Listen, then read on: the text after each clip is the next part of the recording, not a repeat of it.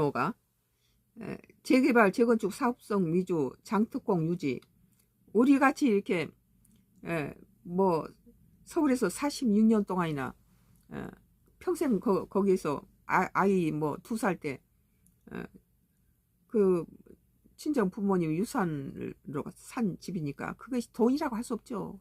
그 속에는 부모님의 숨결이 들어있고 인생이 담겨 있는 거죠. 46년 살았다는 건. 그건 그거 팔아서 부동산 투기를 하지 않았단 거예요.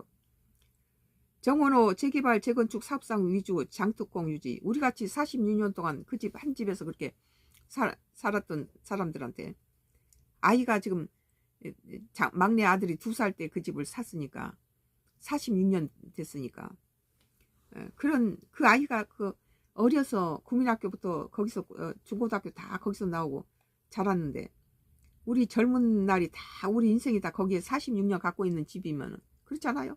그런 것을 가지고 이재명 정부 들어와서 잘한다 했더니 뭐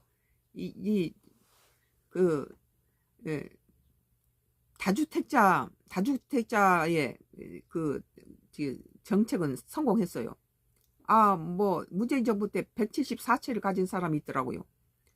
173명이 가질 집을 한 사람이 다 갖고 있었다는 소리죠. 그리고 각 집이 뛸 때마다 1가구 1주택을 갖고 있는 사람은 뭐 뛰어봤자 그걸 팔아먹겠어요. 그 집이 그 집인데. 그런데 두 채 이상 가진 사람은 자기 살고 있는 집 두고 나머지는 갖다가 이 부동산 투기를 한다는 거죠. 뭐 좋은데 샀다가 팔았다가 돈 이득 남기면 또 딴 데 투자하고 이런 게 되죠.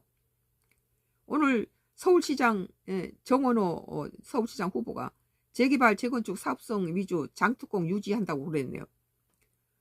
46년이라는 장기 이렇게 오래 갖고 있는 노인들이 뭐 장기 오래 갖고 있는 집에 대해서는 부동산 투기를 안 하고 계속 갖고 있는 사람에서 옛날에 그런 사람들은 국가에서 보호를 해주고 투기에 휘말리지 않고 오랫동안 한 집을 가지고 오래 갖고 있는 사람에 대해서 뭐 여러 가지 그 혜택을 줬는데, 그것을 이재명 정부 들어서 없앤다는 거예요. 이재명 후보 때 어떻게 했습니까?